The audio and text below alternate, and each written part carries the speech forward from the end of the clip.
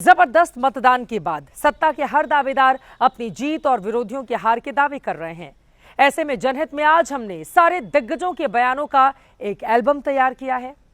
साथ ही इन बयानों का तथ्यों और आंकड़ों जैसे सर्जिकल उपकरणों के जरिए पोस्टमार्टम किया।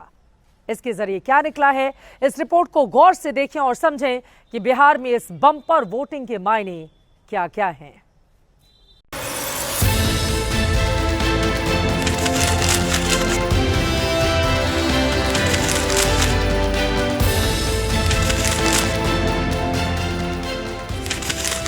बिहार ने पहले चरण के चुनाव में मतदान का नया कीर्तिमान बनाया। ये सत्ता बरकरार रहने का रुझान था या फिर बदलाव का, पता ठीक अगले शुक्रवार को चलेगा। अभी हर कोई इस रिकॉर्ड को अपनी अपनी जीत का सबूत बता रहा है। सबसे पहले प्रधानमंत्री नरेंद्र मोदी के दावे को सुनिए।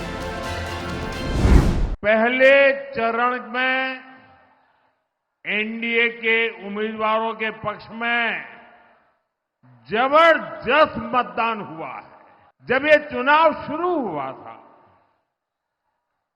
तो आरजेडी और कांग्रेस के लोग फूल के गुब्बारा हुए जा रहे थे। कल पहले चरण के बाद इनका गुब्बारा पूरी तरह फूट गया है। गृह मंत्री अमित शाह के मुताबिक तो पहले दौर में ही महागठबंधन बेदम हो चुका है। तो समझ लो भैया, दीदी लोग भी समझ ले, कल के चुनाव में लालू की पार्टी का सुपड़ा साफ हो गया। आप लोग भी इनको निकालो, बिहार विकास के रास्ते पर आगे बढ़ जाए।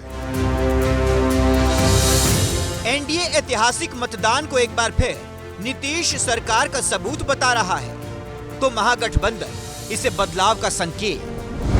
हाईएस्ट वोटिंग सरकार की वापसी के लिए हुआ है। बिहार का पास्ट का ट्रैक रिकॉर्ड देखिएगा, 5 से ज्यादा वोट 10 में पड़े सरकार की वापसी के लिए, 10 से ज्यादा वोट 15 में पड़े सरकार के वापसी के लिए। तो ये ट्रेंड हमेशा रहा है। जब लोगों का सैलाब उमड़े तो सत्ता बदलने के लिए सैलाब उमड़ता है। तो ये लोग इस सत्ता को बदलना चाहते हैं, एनडीए को हटाना चाहते हैं और परिवर्तन चाहते हैं। इन दावों से इतर सच क्या है, इसके लिए बिहार में अतीत में हुए मतदान का बही खाता देख लेते हैं। साल 2000 यानी लालू राबड़ी राज की तीसरी जीत वाले चुनाव में बिहार में 62.6% वोटिंग हुई थी। जबकि 2005 के फरवरी में हुए विधानसभा चुनाव में जब आरजेडी की सत्ता से विदाई हुई, तब सिर्फ 46.5% मतदान हुआ था।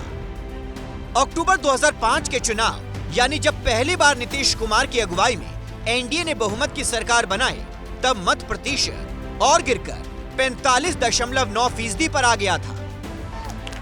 इस तरह से महागठबंधन का ये दावा कि वोट में बढ़ोतरी सत्ता परिवर्तन का ही संकेत है, सही नहीं है। कई राज्यों को आपको मैं उदाहरण दिखा सकता हूं। निरंतर मध्य प्रदेश में हाई टर्नआउट होते रहा, वहां की राज्य सरकार कंटिन्यू करते रहा। गुजरात में हाई टर्नआउट होते रहा, बीजेपी की सरकार कंटिन्यू करती है। शीला दीक्षित जी बार 3 बार जीती है। 2010 में भी इसी तरीके से वोटिंग हुई थी और हम लोगों की सीटों की संख्या बढ़ी थी। इस बात में हम लोग को कतई कोई संदेह नहीं है कि आउट ऑफ 121 सीट्स हम लोग 100 सीटें, 100 के आसपास की सीटें हम लोग बहुत आराम से जीत रहे हैं। अब इस दावे की असलियत भी जान लेते हैं। तो 2010 के बिहार विधानसभा चुनाव में 52.7% वोटिंग हुई थी, जो अक्टूबर 2005 से 6.8% ज्यादा थी। तब एनडीए ने सीटों के लिहाज से जीत का रिकॉर्ड बनाया था। 2015 में भी वोट परसेंटेज बढ़कर 56.7% हो गया, लेकिन सत्ता नीतीश कुमार की ही कायम रही। हालांकि उस चुनाव में वो महागठबंधन का हिस्सा थे। साल 2000 से 2015 के मुकाबले मतदान का आंकड़ा बढ़कर 57.1% पर आया। तब भी एनडीए के साथ नीतीश कुमार का ही राज बरकरार रहा। अब 2025 के पहले चरण में जब मतदान ने पिछले सारे रिकॉर्ड तोड़ दिए हैं, तब भी एनडीए इसे अपने पक्ष में बता रहा है, जिसे महागठबंधन सत्ता पक्ष की खुशफहमी बता रहा है। एक पहलू ये भी है कि बिहार में इससे पहले 3 चुनाव में ही 60% से ज्यादा मतदान हुए हैं और तीनों ही बार आरजेडी ने जीत हासिल की। लेकिन तब बिहार और झारखंड एक साथ थे और उस दौर के चुनाव में गड़बड़ी भी सरेआम होती थी। 1990 में जब पहली बार लालू यादव की सरकार बनी, उस समय बिहार में 62% वोटिंग हुई थी। 1995 में जब दूसरी बार लालू यादव की सरकार बनी, तब बिहार में 61.8% मतदान हुआ था। साल 2000 में जब राबड़ी सरकार फिर से सत्ता में आई, तब भी मतदान प्रतिशत 62.6% रहा था। एनडीए और महागठबंधन बम्पर मतदान को अपनी अपनी जीत का इशारा करार दे रहे हैं, लेकिन जन स्वराज के प्रशांत किशोर इसे बिहार की सत्ता की पारंपरिक दावेदारों के खिलाफ बता रहे हैं। हम लोग पिछले कई महीनों से, बल्कि मैं 1-2 साल से कह रहा हूं कि बिहार में 60% से ज़्यादा जनता बदलाव चाहती है। अब जन स्वराज के आने से उनको एक नया विकल्प मिला है और इस चुनाव का एक्स फैक्टर प्रवासी मजदूर हैं। जन स्वराज बिल्कुल कॉन्फिडेंट है कि 14 तारीख को आप देखेंगे, इतिहास लिखा जाएगा। वाकई में इस ऐतिहासिक मतदान का इशारा क्या है, अब इसे बिहार चुनाव के जानकार से ही समझ लीजिए। तो महिला वोटरों की तादाद बहुत ज्यादा इस बार हुई है। महिलाएं खुलकर सामने आई है वोट डालने के लिए। लोग दिल्ली से, बॉम्बे से जो जॉब करने वाली लड़कियां हैं, वो पटना वोट डालने आई। छठ में जो लोग आए हैं वो सब मतदान करके जा रहे हैं। यही वजह है कि मतदान का प्रतिशत बढ़ा है। जो नीतीश कुमार ने महिलाओं के लिए काम किया है, जो 10-10 हजार रुपए उनके खाते में गए हैं, तो उससे महिलाओं में एक जागरूकता आई है और महिलाएं नीतीश कुमार को वोट कर रही है।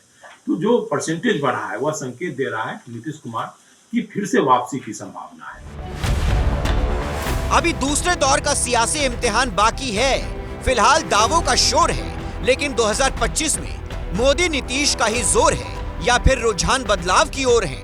नतीजे की उल्टी गिनती शुरू है।